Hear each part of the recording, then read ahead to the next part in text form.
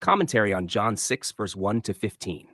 John 6 opens with a sign that is both deeply historical and richly symbolic.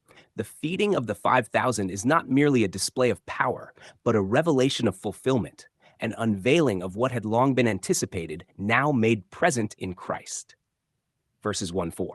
Setting the scene.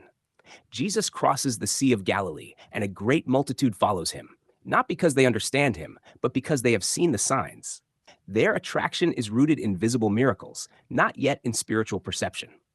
The mention of the Passover is not incidental, it frames the entire event. This is a covenantal signal.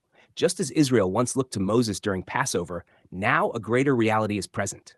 The timing suggests that what is about to occur is not just provision, but fulfillment.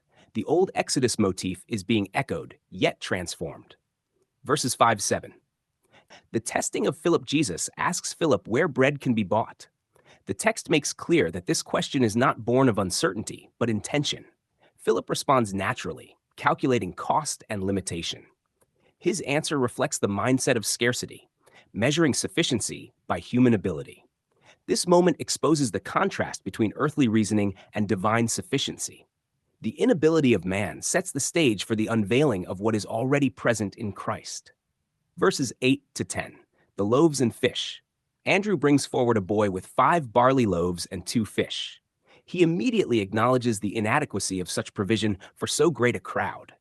The offering is small, insignificant in appearance, yet it becomes the vessel through which abundance is revealed. Jesus instructs the people to sit down. There is order, rest, and readiness. The number, about 5,000 men, emphasizes the impossibility from a human standpoint. Verses 11-13, the multiplication. Jesus gives thanks and distributes the food. What follows is not described in mechanical detail. Rather, the emphasis is on the result. All eat and are filled. The provision is not partial, it is complete. 12 baskets remain, signifying fullness and completeness. The number echoes the tribes of Israel, pointing to a fulfillment that encompasses the whole covenant people. What was once sustained by manna in the wilderness is now surpassed by a greater provision. This is not merely about physical bread. It is a revelation that the source of life is no longer external and temporary, but present and enduring. Verse 14, the prophet. The people recognize the sign and declare, "This is truly the prophet who is to come into the world." This refers back to the promise in Deuteronomy of a prophet like Moses. Their understanding remains partial. They see resemblance, but not fulfillment in its fullness. They interpret the sign through expectation shaped by the Old Covenant framework. Verse 15, the withdrawal. Perceiving their intent to make him king by force, Jesus withdraws. Their desire is for a political deliverer, one who will meet immediate, tangible needs.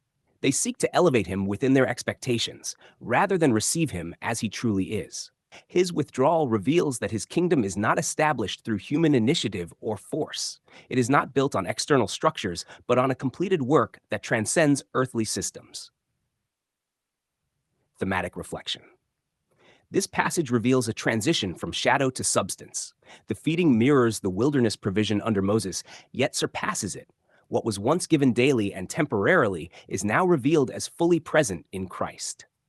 The emphasis is not on human contribution, but divine sufficiency.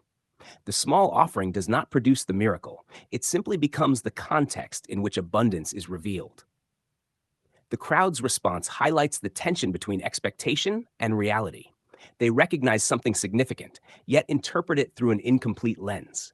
The true nature of what is being revealed cannot be grasped through old frameworks alone. In this sign, provision is not something to be pursued or maintained. It is already present and fully given.